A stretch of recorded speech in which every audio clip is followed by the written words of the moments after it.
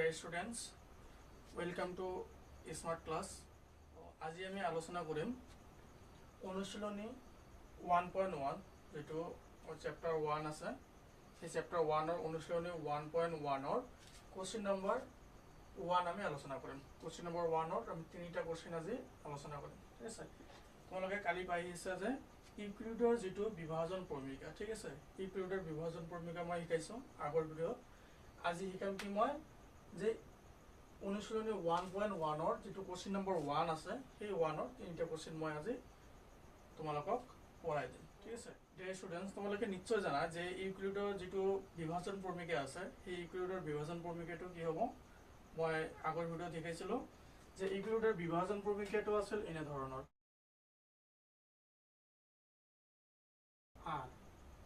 তাৰ মানে কি দিয়া থাকিব, আমাক দুটা নাম্বাৰ দিয়া থাকিব, এটা হব এ আৰু আন এটা হব কি আমাৰ বি নাম্বার দিয়া থাকিব। ঠিক আছে, তেনেহলে আমি যদি দুটা নাম্বার দিয়া থাকে তেনেহলে আমি কিউ আৰু আৰ এই দুটা নাম্বাৰ পাম। ঠিক আছে, এইটো ইউক্লিডৰ বিভাজন প্ৰমেয়িকা দিয়া আছে। আৰু আৰৰ মানখিনি কিমান হ'ব, যে আৰৰ মানখিনি হ'ব 0তকে ডাঙৰ হ'ব বা 0ৰ সমান হ'ব। কি হ'ব, 0তকে ডাঙৰ হ'ব বা 0তকে সমান হ'ব, কেতিয়াও 0তকে সৰু নহয়। ঠিক আছে, 0তকে কেতিয়াও সৰু নহয়। আৰু যেটো বিৰ মান দিয়া থাকিব এই বিৰ মানতকে কিমান হ'ব, সৰু হ'ব। সদায় কিমান হ'ব, বিৰ মানতকে সৰু হ'ব। মই কালি এইটো পঢ়াই দিছিলো। সো এতিয়া এইটো ব্যৱহাৰ কৰি পেলাই, এই প্ৰমেয়িকাটো ব্যৱহাৰ কৰি পেলাই, ইউক্লিডৰ বিভাজন প্ৰমেয়িকা ব্যৱহাৰ কৰি পেলাই আমি কি কৰিম যে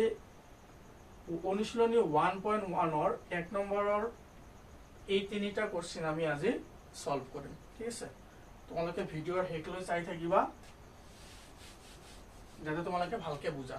ঠিক আছে, সো এতিয়া আমি দেখা কি কৰিম যে ইউক্লিডৰ কলনবিধি ব্যৱহাৰ কৰি কোশ্চেনত কি কৈছে, ইউক্লিডৰ কলনবিধি ব্যৱহাৰ কৰি গসাও উলিওৱা। ঠিক আছে, ইউক্লিডৰ যেটো কলনবিধি আছিল এই কলনবিধিটো ব্যৱহাৰ কৰি আমি কি উলাম, গসাও উলিয়াম। ঠিক আছে, গসাও মানে কি, গৰিষ্ঠ সাধাৰণ উৎপাদক। সো এতিয়া দেখা আমি 1 নম্বৰটো প্ৰথমত কৰো। সো 1 নম্বৰটো কি দিয়া আছে আমাৰ, যে 135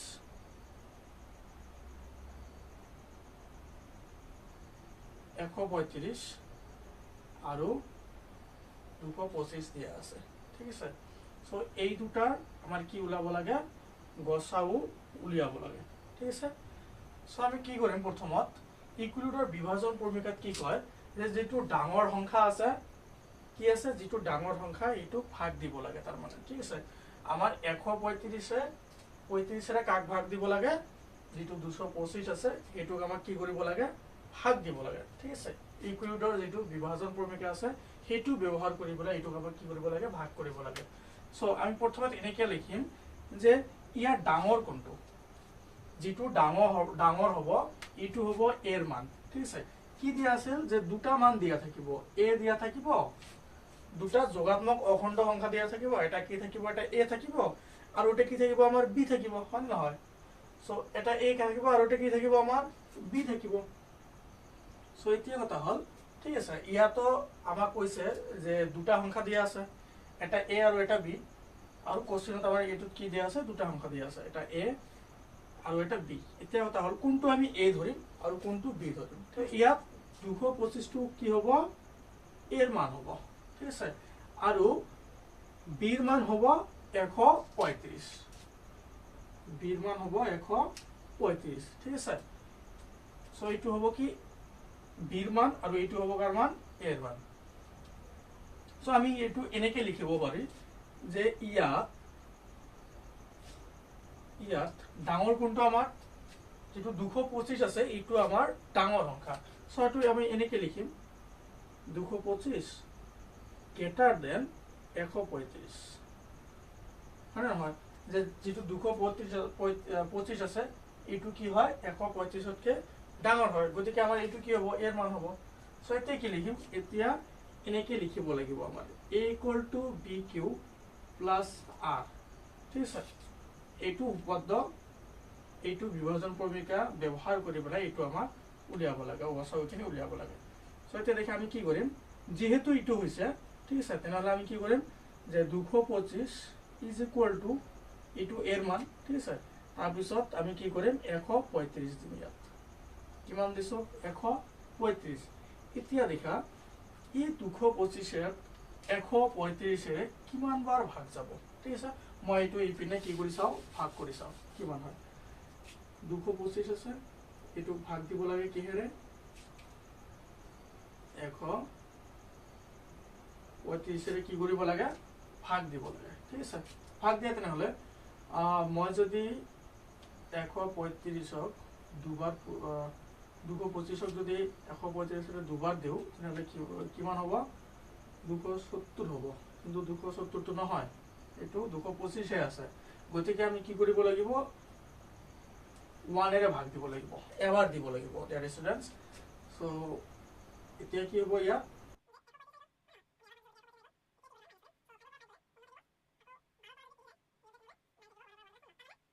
225 যদি আমি ভাগ দিও 135 এর তেতিয়াহলে কিমান হ'ব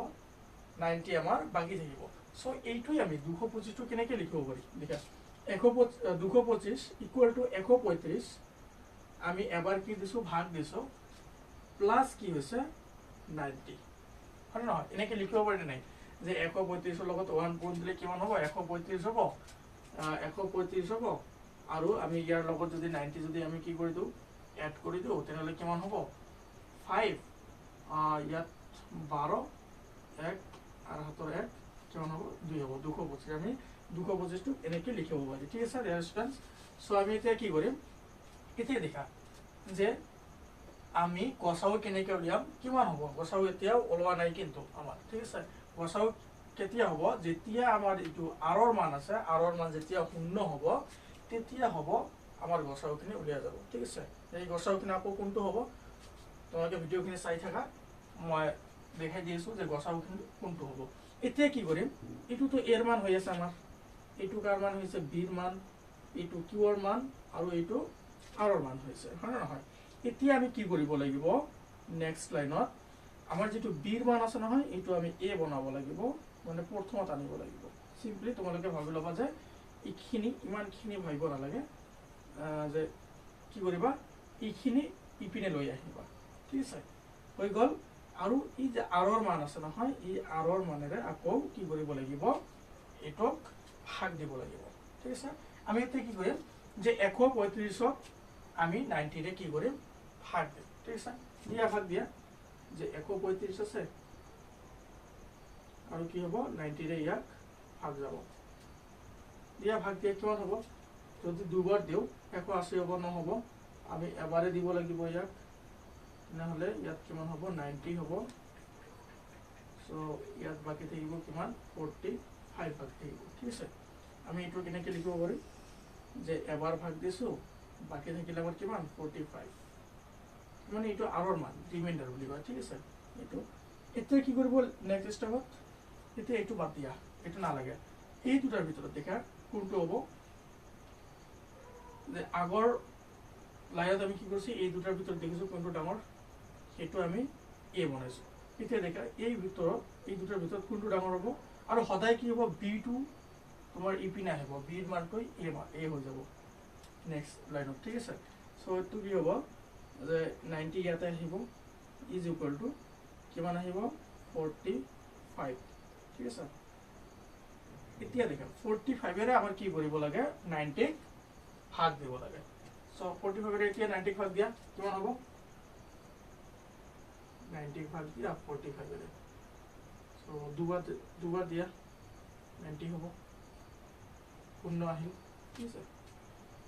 আমি দুবাৰ ভাগ দিছো ভাগশেষ আহিলে আমাৰ কিমান শূন্য এতিয়া তাৰ মানে কি আহিল আমাৰ যে আমাৰ ভাগশেষ আহিছে কিমান শূন্য হয় না এতিয়া আমি গসাউখিনি কিমান হ'ব এইটো চাম যে ভাগশেষ শূন্য হ'ব মই কৈছো নহয় যেতিয়া ভাগশেষ শূন্য হ'ব তেতিয়া এইটো লাইনতে আমাৰ গসাউটো থাকিব এই গসাউ এতিয়া কোনটো হ'ব আমাৰ এই যে b ৰ মানখিনি যে আছে নহয় এই b ৰ মানখিনিয়ে হ'ব আমাৰ কি গসাউ হ'ব ঠিক আছে যেতিয়াই r ৰ মান শূন্য তাৰ মানে ভাগশেষ আমাৰ শূন্য হ'ল তেতিয়াই সেই লাইনতে যিটো বিৰ মান আছে সেই বিৰ মানে হ'ব আমাৰ কি গসাউ ঠিক আছে সেই সংখ্যা দুটা গসাউ আমি কেনেকৈ লিখিম তেনেহ'লে এইটো এনেকৈ লিখিব পাৰি মই ওপৰত লিখি দিছোঁ যে 135 আৰু কিমান হ'ব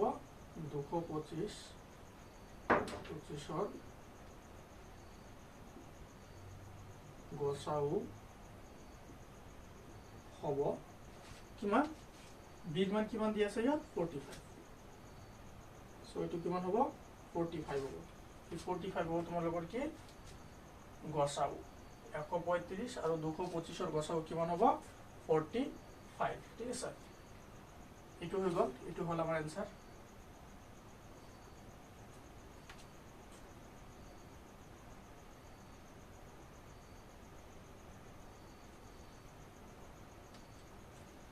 সো এতিয়া আমি 2 নম্বৰটো কৰি চাম ঠিক আছে কি আছে 2 নম্বৰটো 196 আৰু 38220 এইটো আমি কৰি চাম এতিয়া এইটো মই মহা দি দিছো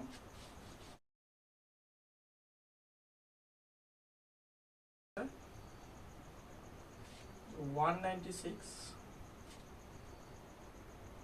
আৰু 38220 এইটো আছে ঠিক আছে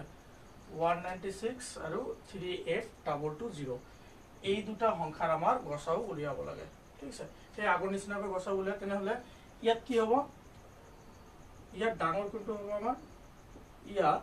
38220 এইটো কি হয় আমাৰ ডাঙৰ সংখ্যা হয় নহয় ইজ গ্ৰেটাৰ দেন 196 196 কৈ 38220 এইটো কি হয় আমাৰ ডাঙৰ হয় ঠিক আছে তাহলে আমি কি কৰিম যে 38220 is equal to 196 এইটো কিমানেৰে পূৰণ দিলে আমাৰ কি হ'ব 196 লগত কিমান পূৰণ দিলে আমাৰ 38220 হ'ব ঠিক আছে সো এইটো তোমালোকে ভাগ কৰি চোৱা কিমান হ'ব যে 38220 এইটো ভাগ কৰিব লাগিব 196 ৰে সো এইটো যদি আমি চাও এইটো ভাগ যাব 195 এৰে ভাগ যাব ঠিক আছে সো পূৰণ দি চোৱাচোন কিমান হয় 196 আৰু 195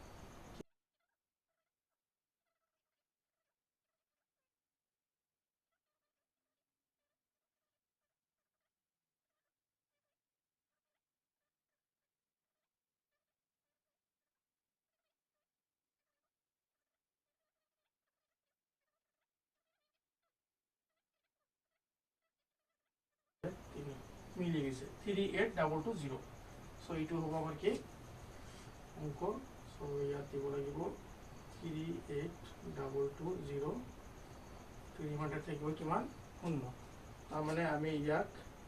195 বাৰ যদি দিও তেনেহলে থাকিব কিমান শূন্য থাকিব ঠিক আছে এতিয়া ভাগশেষ ইয়াৰ এটা ৰেলতে শূন্য আহিছে হয় নহয় সো ইয়াত বিৰ মান কি আছে আমাৰ 196 আছে গতিকে এই বিৰ মানটোৱে হ'ব কি আমাৰ গসাউ ঠিক আছে সো এটা এনেকৈ লিখিব লাগিব অতএব 196 আৰু 38220 গসাউ হ'ব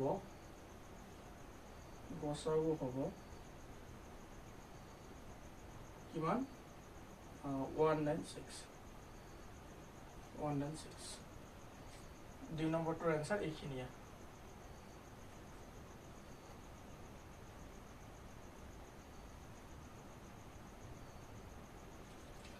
ডিয়াৰ ষ্টুডেণ্টছ আজি আমি এইখিনিতেই শেষ কৰিলোঁ আৰু এনেকুৱা ভিডিঅ' পাবলৈ তোমালোকে চেনেলটো ছাবস্ক্ৰাইব কৰিবা লাইক শ্বেয়াৰ আৰু কমেণ্ট কৰিবা ঠিক আছে আৰু তোমালোকৰ বন্ধু বান্ধৱীকো কি কৰি দিবা শ্বেয়াৰ কৰি দিবা যাতে তোমালোকৰ বন্ধু বান্ধৱীয়ে এইবিলাক শিকিব পায় ঠিক আছে সো আজি এইখিনিয়ে আছে